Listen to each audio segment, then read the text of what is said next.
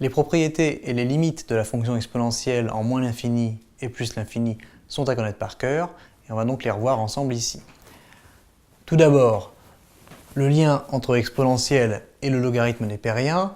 Pour tout x réel, ln de exponentielle de x va me redonner x.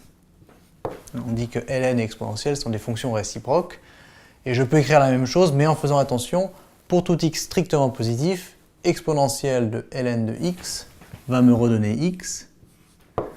Voilà. Mais la différence, c'est qu'ici, j'ai pris un x quelconque puisque l'exponentielle est toujours positive, alors que là, j'ai dû prendre un x strictement positif puisque la fonction ln n'est définie que sur r plus étoile. Mais dans tous les cas, je retrouve bien que la composition de exponentielle par ln ou de ln par exponentielle me redonne l'identité.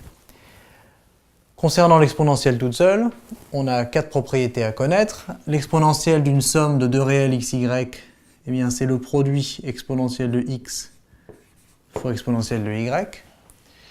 L'exponentielle de moins x avec x réel, c'est 1 sur exponentielle de x, qui ne pose jamais problème puisque l'exponentielle ne s'annule jamais. Maintenant, l'exponentielle d'une différence x moins y, eh bien ce sera exponentielle de x fois exponentielle de moins y, ce qui revient à écrire, d'après ce qu'on vient de voir, exponentielle de x sur exponentielle de y. Et pour finir, l'exponentielle de r à la puissance alpha, c'est exactement la même chose que l'exponentielle de alpha à la puissance r, et c'est égal exponentielle de alpha fois r. Donc voilà pour les propriétés à connaître. Ensuite, il faut connaître les deux limites. La première, c'est que la limite d'exponentielle, quand x tend vers moins l'infini, c'est 0 plus. Alors attention, on précise bien 0 plus, c'est-à-dire que l'exponentielle est toujours positive, bien qu'elle tende vers 0 en moins l'infini.